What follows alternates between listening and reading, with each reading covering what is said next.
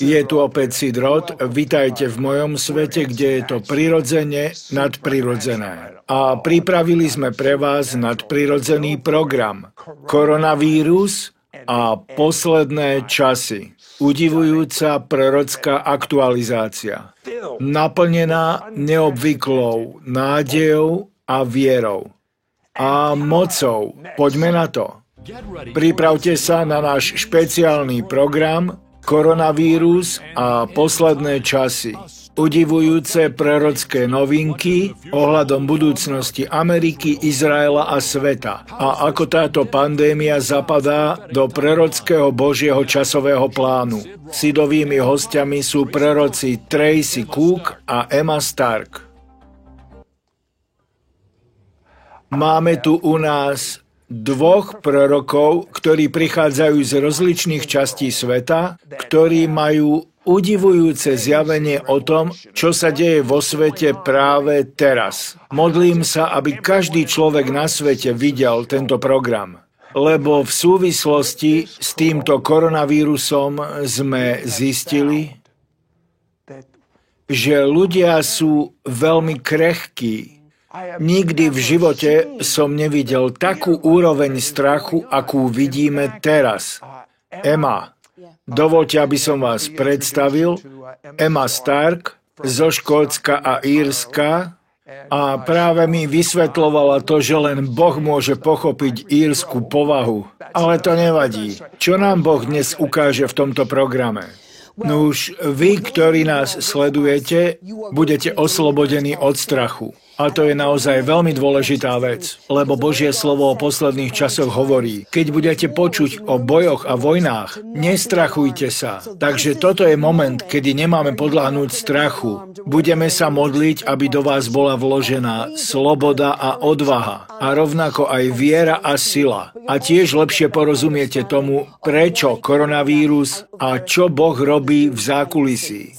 Táto žena už od svojich 6 rokov bola to, čo Biblia hovorí vidieť, a počula Boha. A jej proroctvá sú tak presné aj o tom, čo sa deje práve teraz. Rovnako je mnohým z vás známy aj Tracy Cook. Tracy, povedzte, čo tu dnes Boh bude robiť?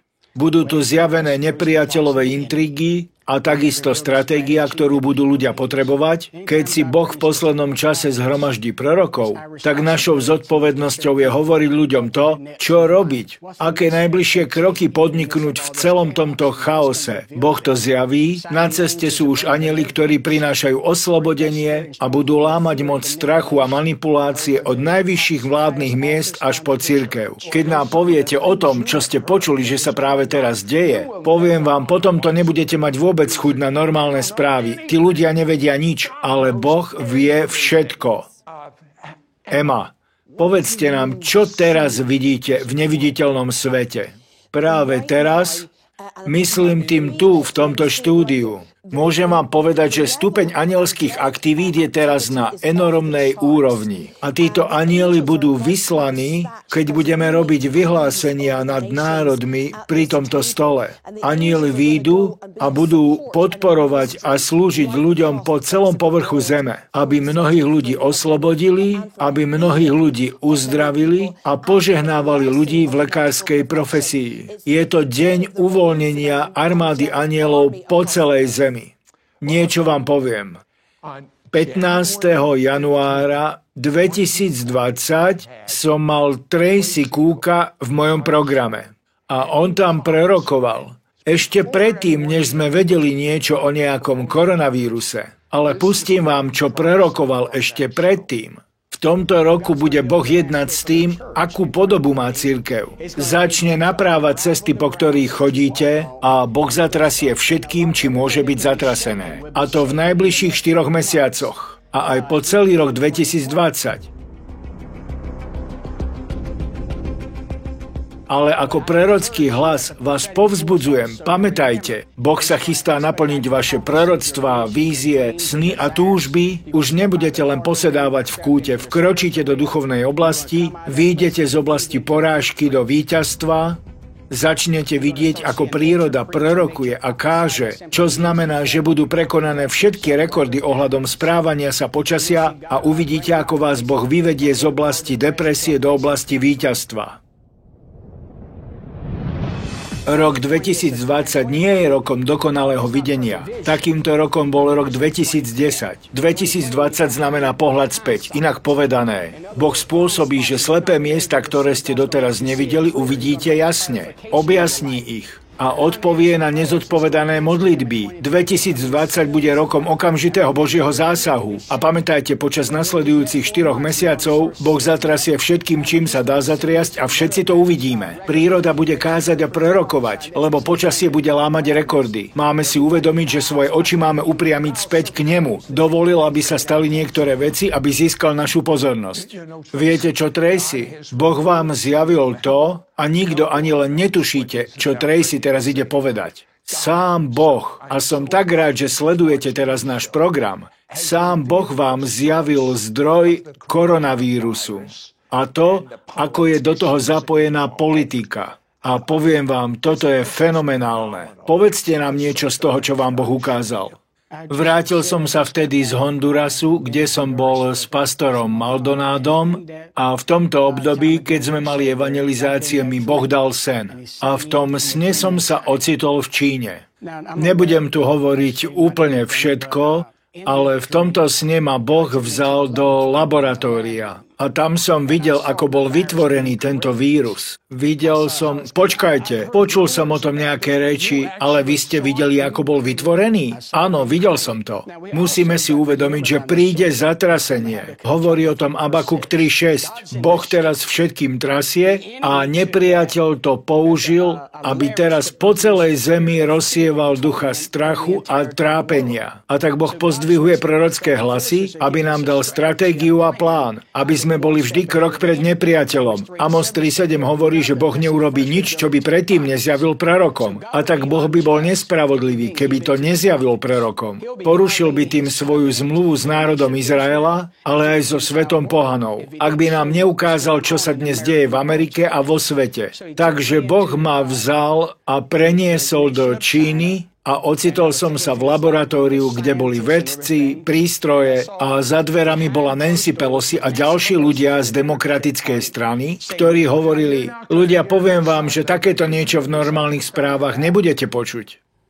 Rozprávali sa medzi sebou, ja som otvoril dvere a počul som ten rozhovor. Hovorili, nepodarilo sa nám odvolať Trumpa, niečo som tu už spomenul v januári, ale nie všetci to počuli. Dobre, predtým mi Boh dal sen, kde sa snažili odvolať Trumpa, ale to zlyhalo, a tak skúsia niečo iné, lenže na to potrebovali nástroj. A keď som bol potom vo sne v Číne, Boh so mnou jedná podobne ako s Danielom, cez sny. A takto mi prorocky zjavuje, čo sa deje vo svete. Takže bol som v Hondurase, ten sen trval 2 hodiny, bol som v laboratóriu a videl som, ako vedci vyrábajú ten vírus a ako ho vypustia do sveta. Cez kontakt ľudí, cez prístroje, ktoré ho rozprášia a cez injekcie. Nehovorím, že sa nemáme dať očkovať, lebo prichádza protilátka, ktorá ešte verejne nebola predstavená. Povedal by som k tomu toľko.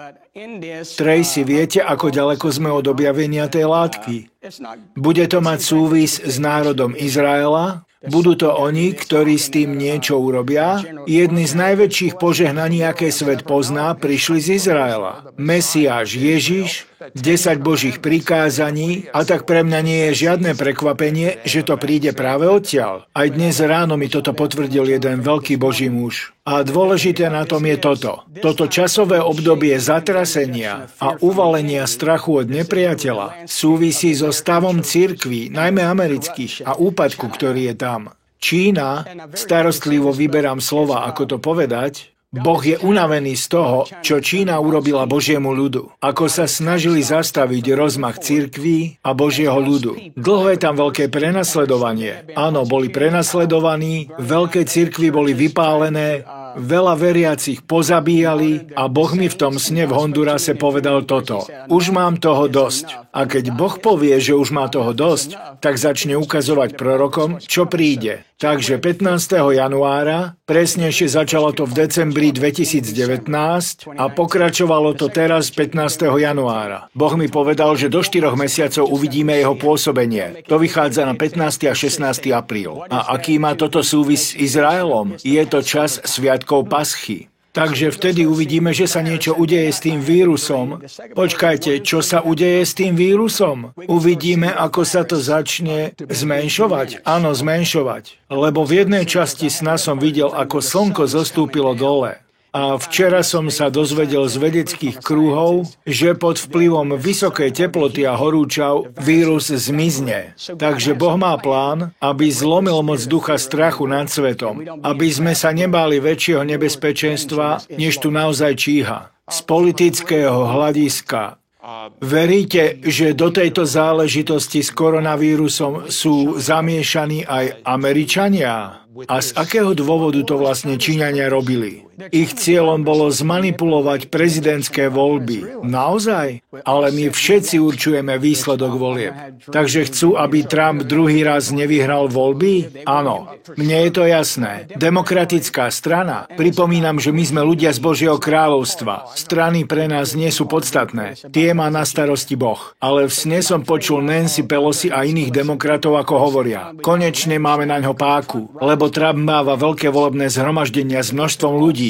Toto všetko malo posunúť načasovanie udalosti dopredu, lebo to, čo sa deje teraz, sa nemalo udiať do roku 28. Boh mi totiž ukázal nasledujúce 10 ročie, po mnohom pôste vo Vrecovine. A potom mi Boh povedal, zodpovednosťou prorokov a prímluvcov je to, aby sa načasovanie udalosti dostalo tam, kde má byť. A teraz, v tomto období, na tomto bode časovej osy, máme zabraňovať úkladom, plánom a intrigám nepriateľa. Ale všetko zlé je na niečo dobré. Dobrou stránkou bude to, že Boh ukončí pôsobenie povrchných cirkví, ktorých cieľom je pritiahnuť čo najviac ľudí všemožnými prostriedkami. Ale aby som sa vrátil k vašej otázke ohľadom Číny a demokratov. Vymýšľajú teraz plány a intrigy, ktoré budú odhalené. A my všetci uvidíme, ako to s tým vírusom bolo. Takže nám hovoríte, že Boh vám ukázal ten vírus, ktorý bol vytvorený v laboratóriu a to, že nejak súvisel s politikou. Áno, do tohto sú zapletení politici. Trump je, a povedal som to tu už predtým, Trump je takou hrozbou pre demokratickú stranu, pre sily temnoty. A ako som už predtým povedal, bez ohľadu na to, ktorú stranu preferujete, nemôžeme súdiť Biely dom skôr, než budeme súdiť svoj. Už som to tu povedal a hovorím to znova. Viete čo? Chcel by som tu pripomenúť jedno. Tento človek má za manželku Afroameričanku, Černošku. A taktiež nemáte žiaden problém s prezidentom Trumpom. Určite nie. Nemám žiadne predsudky voči nikomu. Jedinou zodpovednosťou nás prorokov je hovoriť. Takto vraví Pán. A nie podporovať nejakú stranu alebo národnosť. Naša úloha je iná. Čo má po všetkých demokratoch a republikánoch? Ja chcem vedieť, čo hovorí Boh. V Hondurase som sa pýtal Pána, Pane, čo mám povedať ľuďom? Je to moja zodpovednosť, lebo Boh najprv všetko zjavuje svojim prorokom. Povedal som, Pane, všade je toľko strachu a paniky. Ako môžem vidieť pre svet ako jeden z prorokov? Ešte ich je 7,000, ktorí nesklonili kolena pred Bálom. A Pán mi dal 2-hodinový sen, kde mi ukázal skazenosť, ktorá je vo vláde Číny aj Spojených štátov. Rovnaké je to aj v Rusku a všade.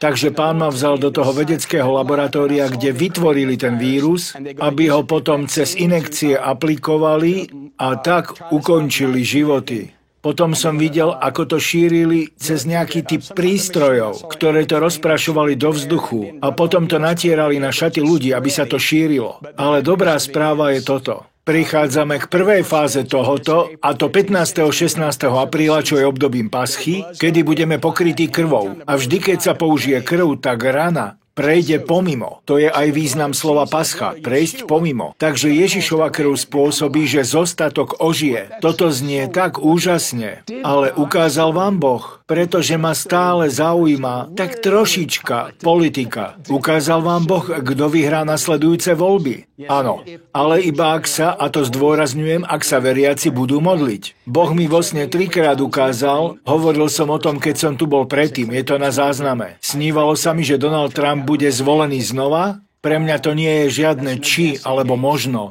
On je tým, na koho Boh položí svoju ruku. A ešte mi Boh niečo ukázal, o čom tu nemôžem hovoriť, lebo tomu pošlem osobne. Mal by posluchnúť túto inštrukciu, ktorú mu poslal Boh, a keď to urobí od 21. mája do 1. týždňa v júni, tak toto potom určí jeho zvolenie. Inak povedané, vyhrá vo voľbách, ak bude nasledovať tieto inštrukcie. Áno, lebo uvedomte si, toto je zákerný plán nepriateľa. Zatrasenie je od Boha. Izaiáš 24, 18, 19 hovorí o tom. Všetko, čo môže byť otrasené, sa teraz trasie. Z ničoho nič. Nič nie je také, aké by malo byť. Koho by Čína rada videla ako víťaza týchto volieb? Čína by chcela, aby vyhrala demokratická strana. A prečo? Lebo Spojené štáty majú zmluvu s Izraelom. Aha. A kvôli tejto zmluve s Izraelom, toho, kto je naštepený do figovníka, do národa Izraela, toho si Boh uctí. Trump urobil pre Izrael tak veľa, že je rovnako Židom ako Američanom. Poviem vám, že okrem prezidenta Trumana, tento prezident urobil pre Izrael viac, než ktorýkoľvek iný prezident, o ktorom viem. Áno, je to tak. Preto to nepriateľ robí. Žiadnym iným prezidentom tak nepohrdali v úrade a nebola proti nemu vedená taká štvavá kampaň ako proti Donaldovi Trumpovi. Preto sa cirkev musí modliť a postiť za neho a za ľudí v jeho úrade viac než kedykoľvek predtým. Pretože cieľom nepriateľových intríg a plánov je odstrániť ho. A koho tam chcú mať? Vo sne som videl, ako demokratického kandidáta Bena Sandersa odstavili na bok. Bol som v limuzíne, keď o tom hovorili. A kto ho odstavil? Demokratická strana. Vážne? Ale toto všetko, čo je tajné a skryté, vyjde najavo. Inak povedané, hovoríte, že vám bolo zjavené to tajomstvo, ale bude odhalené pre všetkých. Bude to zjavené v svojom čase, dokonca aj to, čo robí Čína, tie manipulácie čínskej vlády. Lebo ten vírus bol umele vytvorený. Nechcem tým povedať, že by nejaký život ukončený týmto vírusom nebol vzácny, lebo každý život je drahý. Ale mali sme tu iné vírusy, ktoré zabili o 10 000 ľudí viac a nevenovala sa im takáto pozornosť. To je pravda. A prečo? Za celý svoj život si nepamätám, že by som išiel do obchodu a videl by som tam len prázdne regále. Ani mne sa nestalo, že by na letisku v Charlotte bolo hrobové ticho. Vždy, keď som letel, tam bol veľký hluk. Pre mňa najviac nadprirodzená je reakcia na túto situáciu. To je nadprirodzené. Je to strach. Ale strach je falošný dôkaz, ktorý sa zdá byť skutočným. Ale my sme nedostali ducha strachu, ale ducha moci. Videli ste niečo také, alebo môžete hovoriť o možnom atentáte? Dobre, budeme o tom hovoriť, ale nepoviem všetko. Vo svojom prorockom sne som uvidel tieto 3 veci. Po prvé, že odvolanie Trumpa bude neúspešné. Po druhé, že demokrati potrebujú nástroj, ktorým by to zmenili. Teraz ho majú a teraz je našou zodpovednosťou postaviť sa proti tomu ako telo Kristovo. A po tretie, v mojom sne vošiel dnu John F. Kennedy a súčasne tam vošiel Donald Trump. John Kennedy pozeral na mňa, Boží anjel stál po mojom pravom boku, lebo Boh so mnou jedná cez sny a cez anjela, ktorý sa ukazuje. A potom mi Pán ukázal časový rámec 2 atentátov. Pri prvom mi ukázal, kde sa to stalo, na akej adrese a pri tom druhom, viac detailov vám už o tom nemôžem povedať. To je v poriadku, ale Boh mi dal meno obete, dal mi meno toho teroristu, dal mi aj adresu a aký štát bol do toho zapletený. Takže sa nachádzame v takom období a v takých časoch, kedy sa naozaj musíme začať modliť. A hovorím to všade, kam chodím. Je jedno, či nenávidíte Trumpa alebo Obamu, na tom nezáleží. Záleží na tom, aby sa cirkev postavila do popredia a tak dlho, ako budeme podporovať Izrael a dodržiavať zmluvu s Bohom, ktorú urobil s Abrahamom, ktorý sa stal Božím priateľom, tak Ježišova krv prikrýva naše domy, aj naše deti, A Boh ku mne prehovoril, aby nám dal nádej uprostred tohto všetkého. A ukázal mi, že toto všetko by mohlo viesť k jednému z najhorších 10 ročí, aké kedy bolo. Ale povedal mi, že uprostred týchto kríž bude vždy víťaziť. A to znamená, že všetko je už urobené. Na nás je to, aby sme ako prorocké hlasy začali vyhlasovať varovania, predkladať stratégie, ukazovať ľuďom najbližšie kroky, nebyť zastrašený, nebáť sa, nemusíte zostávať vo svojich domoch. Áno, máme tu nejaké vládne zákony, ale čo povedal Peter predtým, než ho anjel vyviedol z väzenia? Je lepšie poslúchať Boha či ľudí? Viete, nemám problém ísť do väzenia kvôli Ježišovi. Budem kázať evanjelium bez ohľadu na to, čo to bude stáť. Takže nie som zastrašený, nežijem v strachu, lebo aj tak nemám čo stratiť. Ale ak by som nevaroval ľudí, tak by som niesol zodpovednosť za životy ľudí. Skúsme si to zosumarizovať. Stane sa to, že sa ten vírus napokon začne vytrácať? Áno. Začne sa to diať. A začne to paschou? Áno, začne to 15. 16. apríla, počas obdobia paschy. Toto môže oznámiť len mysel Kristova. Len sám Boh je tak výnimočný, že dá ľudskej nádobe časové obdobie. A to je od 15. januára, kedy som tu bol, do 15. apríla a vtedy sme uprostred paschy. Takže prichádza nákaza, rana, ale keď prišla, čo ju odstráni? Krv. Pascha. Len Boh je takto výnimočný. Súhlasím s vami. Ema. Porozprávajte nám o najúžasnejšom videní, ktoré ste mali. Videli ste Boha na svojom tróne, ale potom ste videli, ako z toho trónu zišiel. Vysvetlite to. Dobre, poviem vám o tom. Myslím, že keď sa nachádzame v takejto medzinárodnej, celosvetovej kríze, akú sme nikdy nevideli, tak musíme začať s písmom. Musíme pochopiť to, akým spôsobom pracuje Boh. Ako sa Boh normálne správa pri takýchto veciach. A tak začneme v 2. kapitole Ageusa, aby sme mali biblický pohľad na to, ako jedná Boh. Budem to čítať, je to Ageus 2.6. Toto je to, čo hovorí všemocný Pán. Ešte raz po krátkom čase zatrasiem nebom i zemou, morom i suchom. Zatrasiem všetkými národmi. A prídu skvosty všetkých národov a naplním tento dom slávou, hovorí všemocný Pán. Moje je striebro a moje je zlato, znie výrok všemocného Pána. Všimnite si biblické poradie týchto vecí. Boh hovorí, prinesiem zatrasenie. Urobím to nie kvôli súdu. Nebudem to robiť kvôli tomu, že by som nemal rád ľudí. Nezatrasiem tým, pretože nie som láskavý. Práve naopak. Prinášam zatrasenie, lebo tak veľmi milujem to, čo je na zemi. Chcem, aby si ma ľudia vybrali. A keď ideme do toho písma, a to videnie má s tým súvis, videla som Boha na svojich rukách a kolenách. A z tohto pohľadu som bola veľmi rozrušená, lebo očakávate, že Boh bude majestátne sedieť na tróne, ale bol podobný rodiacej žene, tak ako ho opisuje Izaiáš 42:17. Kde na Božej tvári sa objavujú pôrodné bolesti. Ja som si v trónnej miestnosti rovnako klakla vedľa neho, lebo chcem vždy robiť to, čo robí on. A spýtala som sa, Bože, čo to robíš? Čo sa modlíš? Prečo si takýto? A on mi povedal, modlite sa so mnou, ľudia, lebo chcem, aby si ma národy vybrali. Som tak zamilovaný do zeme, že chcem, aby si ma národy vybrali. A veľmi rád vám ich zatrasiem, preto, aby ste sa pre mňa rozhodli.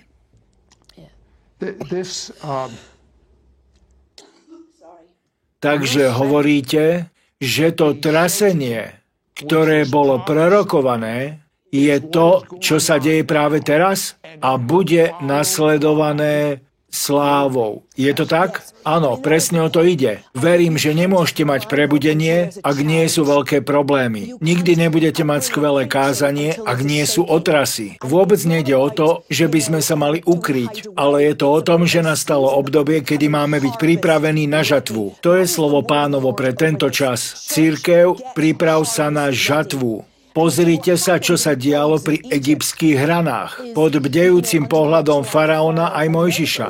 Zatrasenie bolo také veľké, že striaslo falošných egyptských bohov z ich trónov. Ľudia si uvedomili, že títo nepraví bohovia nedokážu urobiť nič. Stále sme pevne zakotvení v písme.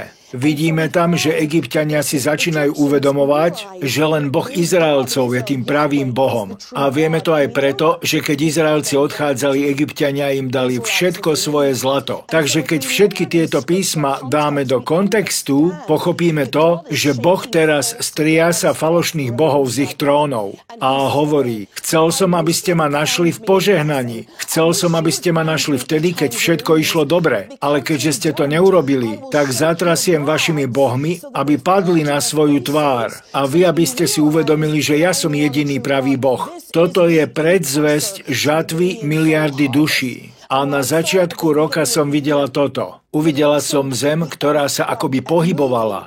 Akoby sa tektonické platne pod našimi nohami začali posúvať. A Pán povedal, vchádzate do najnepríjemnejšieho obdobia, aké kedy zem videla. A počula som, ako to Boh nazval nepríjemným, nepohodlným obživením, prebudením. Toto prebudenie nebude ľahké. Nazval toto obživenie a prebudenie nepohodlným, nepríjemným. Takže nemodlíme sa takýmto spôsobom. Ó, Pane, zachráň ma, vyťahni ma z toho preč. Modlíme sa takto. Bože, mohol by si so mnou zatriasť tak, ako to robíš s inými ľuďmi. Tak, aby každý nepravý Boh vo mne padol na svoje kolena a bol zo mňa vyhnaný.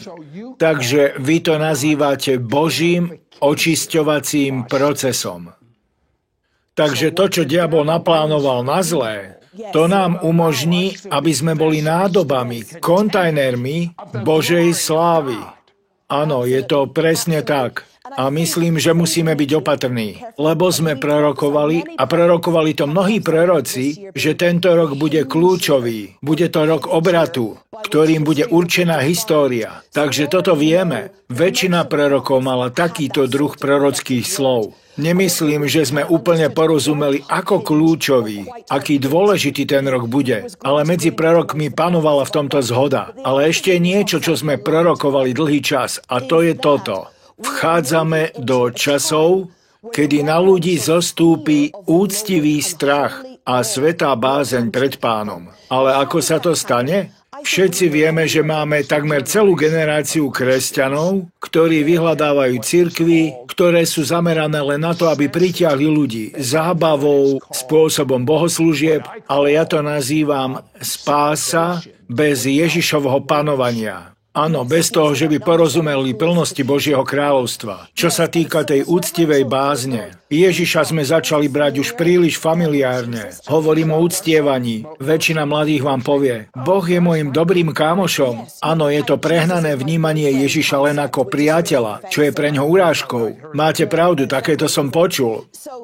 Takže vnímam toto. Keď je nám teraz zabránené a znemožnené stretávať sa, tak toto urobí niečo veľmi pozoruhodné s Božím ľudom.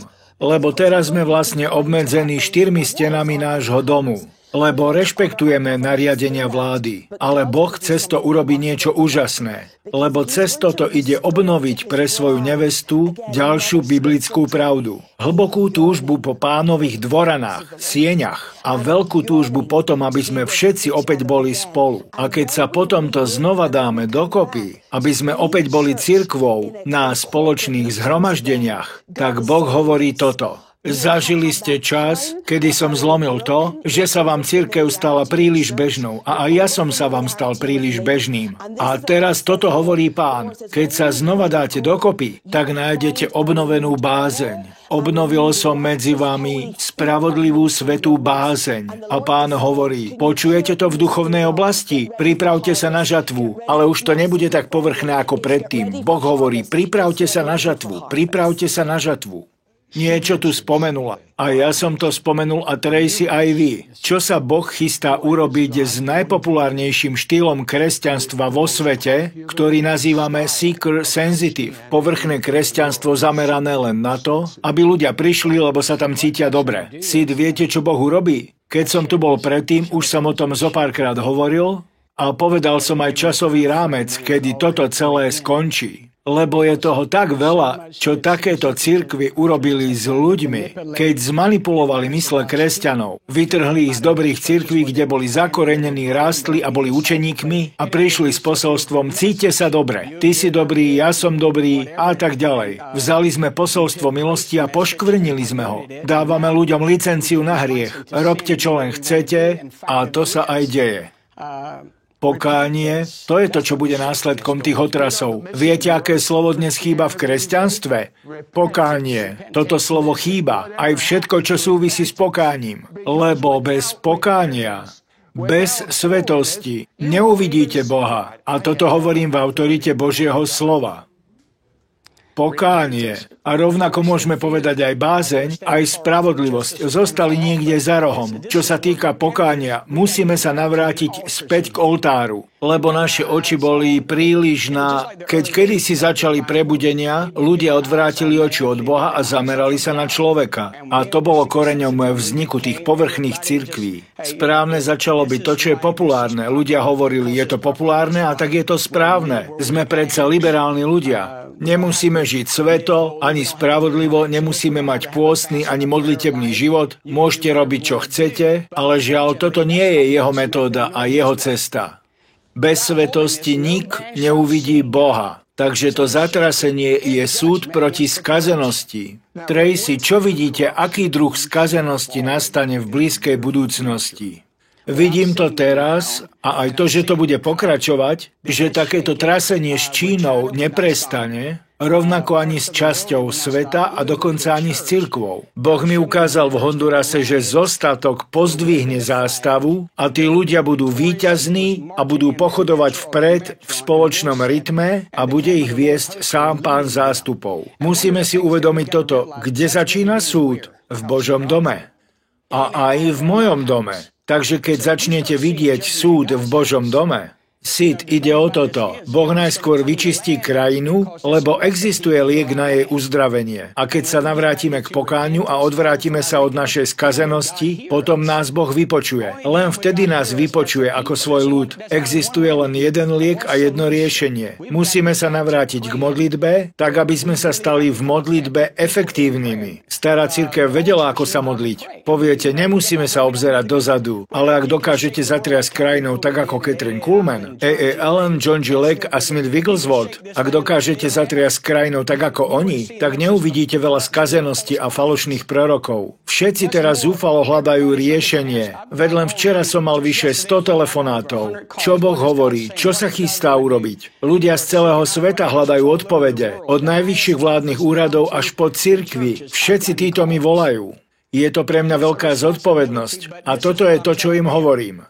Hľadte na Boha. Má tu svojich prorokov, aby vám pomohli, aby v tomto čase prinášali riešenia a stratégie, ale toto trasenie nezastavíte. Toto trasenie súvisí so stavom cirkvi. Sú tu porušené sľuby, takže je najvyšší čas na to, aby sme začali pôsobiť v duchu. Dajme Boha na prvé miesto, aby bol pánom nášho života a všetko ostatné sa dá do poriadku. Pozrite, hovorili ste tu o sviatku Paschy. Keď sa prvý raz slávila v Egypte, tak bol obrovský rozdiel medzi Božím ľudom a Egypťanmi. Bol v tom veľký rozdiel. Všetky rany, ktoré tam boli, sa nedokázali ani len dotknúť Izraela. Ale Ema, čo s tým duchom strachu? Čo s tým môžeme urobiť? Je v kresťanoch, je v nekresťanoch, prenikol úplne všade. Áno. Skúsim na to odpovedať. Myslím, že sa objaví nový druh cirkvi. A bude to postletničná a postcharizmatická cirkev. Nebude vyzerať ako niektorá z tých cirkví, o ktorej by sme povedali, do tejto budem chodiť. V skutočnosti sa dostávame do dní cirkvi svätej moci. Moci? Áno, moci. Toto je to, čo bude ustanovené na konci tohto trasenia. V minulom roku som bola v Afrike, ležala som na tvári a modlila sa a počula som, ako v duchovnej oblasti vybuchla bomba. Som zo Severného Írska a tak mi je tento zvuk veľmi blízky. Ale toto bola bomba v duchovnej oblasti. Povedala som Bohu, Bože, čo si to urobil?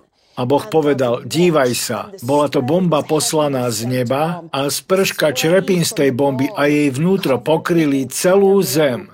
A táto sprška začala pristávať na telách ľudí. A začalo to niečo robiť s ich kožou. Koža sa začala rozpúšťať. Povedala som, Bože, čo to robíš? A on mi povedal, idem sa uistiť o tom, že to nebude postavené na jednom človeku, na jednej službe. Robím to, aby to nebolo postavené na egu. Robím to, že idem zatriasť ľuďmi, aby sa všetko to, čo je v nich telesné, rozpadlo. A keď sa toto stane, znovu zapálim moju cirkev svetou mocou. Takže keď sa po určitom čase znova zhromaždíme, tak zistíme, že cirkev sa pohla k väčšiemu prejavovaniu Božej moci, než tomu bolo kedykoľvek predtým. Ale najskôr sa musíme vysporiadať teraz v našich životoch s tým strachom. Vnímam to takto. Keď Matúšovo evanjelium hovorí o tom, že keď sa zatrasie svet, my sa nemáme báť, tak sme zabudli na ten Pánov príkaz, aby sme sa nestrachovali. A musíme sa naučiť umeniu sebaoslobodenia.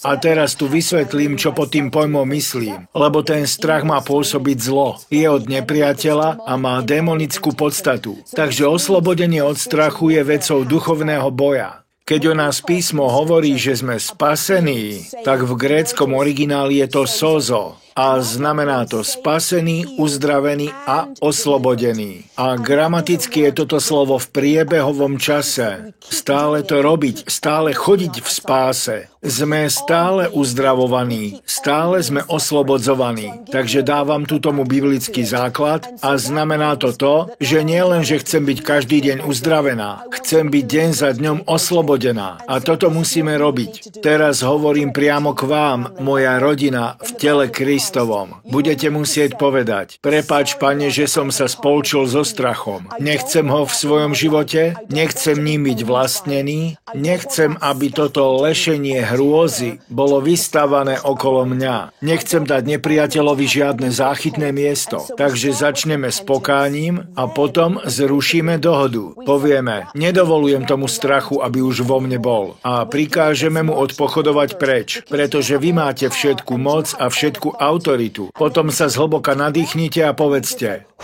strach, týmto výdychom zo mňa odíď. Veďte nás v tejto modlitbe. Dobre. Otec Boh, milujeme ťa a ďakujeme ti, že ty si zamilovaný do nás. Páne, je nám to tak ľúto, ako svätým Božím zo všetkých národov, ako zostatku v národoch, že sme neboli lepší, než tí, ktorých máme naľavo a napravo. Otec, zľutuj sa nad našim spoločenstvom so strachom, panikou a zastrašovaním. Otec, nesprávali sme sa ako odvážni bojovníci, ale správali sme sa ako ustrašené ovce. Otec, teraz tu spoločne voláme po milosrdenstve. A teraz v mene Ježiš. A toto sa modlím za vás, len sa v tom so mnou zhodnite. My ako cirkev lámeme dohodu so strachom. Lámeme dohodu s duchom zastrašovania. Lámeme dohodu so šokom a traumou, ktoré na nás pristáli, pred ktorými sa trasieme a sme úplne neschopní. Hovoríme tebe, duch strachu. Vypadni zo svätých najvyššieho v mocnom mene Ježiš. Prikazujeme ti odpochodovať. Zhadzujeme ťa z trónu, ktorý máš nad svätými, ktorí sú kúpení krvou. A v mene Ježiš teraz pozerám tým démonom priamo do očí a hovorím ku teritoriálnemu silnému mužovi v autorite, ktorá je mi daná krvou baránka. A hovorím, duch strachu, teraz si odstránený z cirkvi, si odstránený zo svätých najvyššieho. A teraz vydýchnite so mnou. Odíď s týmto výdychom v mene Ježiš. Má niekto z vás dvoch silné, naozaj silné slovo od Boha pre národ Izraela? Lebo ako viete, naša relácia je dostupná v každej domácnosti v Izraeli. Povzbudenie pre Izraelcov je to, aby vedeli, že sú v zmluve s Bohom, že ste zmluvným národom. A Boh mi vo sne ukázal, že Boh prinesie upokojenie, upevnenie pre vládu, pre premiéra. Božia ruka je na premiérovi a tak sa pripravte, že uvidíte úplný obrad Videl som to vo svojich snoch. A aj keď sa nepriateľ bude snažiť pôsobiť tam spoločenské rozbroje, tak Božia ruka je na Izraeli. Toto som videl vo svojich snoch. Je toho viac, ale nemôžem o tom hovoriť. Toto môžem povedať. Rozumel som dobre, že Boh dá do poriadku určité veci ohľadom vlády a možno vyhrá Netanjahu. Poviem toto, uvidíme zázračný zásah. Dobre, nechcem na vás príliš tlačiť, ale viem toto. Viem určite to, že počas sviatku Paschy, ak ste tam mali natretú krv, tak bez ohľadu na to, čo sa dialo, váš dom a vaša rodina boli v bezpečí. A práve teraz nás sledujú niektorí ľudia, práve teraz, ktorí nemajú inak. Možno milujete Boha, ale nikdy ste osobne nespoznali Boha. Viete, nie je nejaké iné meno dané ľuďom, cez ktoré by sme mohli byť očistení od našich hriechov, len hebrejsky Ješua a v našom jazyku Ježiš. Povedzte so mnou túto modlitbu. Veď už ste to skúšali bez neho, poviete, ale daj mi pokoj. Uvidíte, aký rozdielny budete mať odteraz život. Boh je Bohom úžasných zmien. Boh je tým pravým pokojom. Boh je jediný pravý Boh a má meno. Je to Boh Abrahama, Izáka a Jakoba. Boh Abrahama, Izáka a Jakoba. Povedzte so mnou túto modlitbu a verte jej najviac, ako dokážete. Nech už ste kdekoľvek, povedzte len túto modlitbu nahlas. A bude to počiatkom najúžasnejšieho času vo vašom živote. A ešte vám niečo poviem. Keď aj 1000 padne po vašej pravici a 10 000 po vašej lavici, ale ku vám sa to ani len nepriblíži. Opakujte teraz nahlas. Drahý Bože, som hriešnik. Proti Tebe samotnému som zhrešil. Je mi to tak ľúto. Verím, že Ježišova krv obmýva moje hriechy a Ty si už na ne nepamätáš. A teraz, keď som čistý, chcem ťa poznať. Chcem počuť Tvoj hlas. Prosím ťa, Ježiš, vojdi do mňa a bývaj vo mne. Buď mojím pánom, daj mi zažívať Tvoju lásku.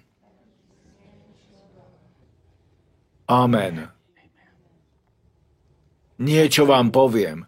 Neviem ako vy, ale ja tu vnímam tak obrovský pokoj a Božiu suverenitu. A ešte vám niečo poviem.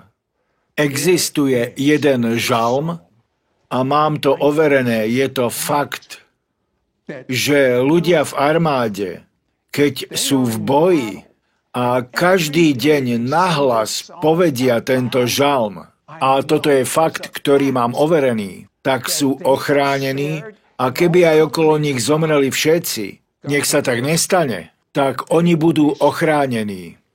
Vytvoril som zosobnenú verziu a je to na webe Žalmu 91. A teraz vám prečítam, ako znie táto zosobnená verzia. Žijem v skríši Najvyššieho a som v jeho tieni. A toto vyhlasujem o Pánovi. On jediný je mojim útočiskom.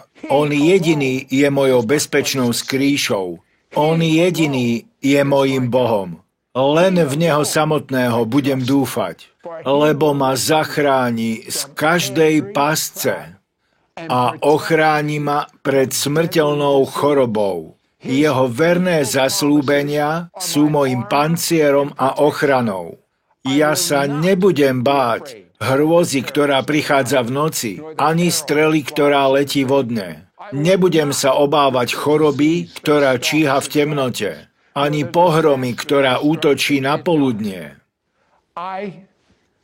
Viem, že keď ich aj 1000 padne po mojom boku, keď aj 10 000 umrie okolo mňa, tak toto zlo sa ma absolútne nedotkne.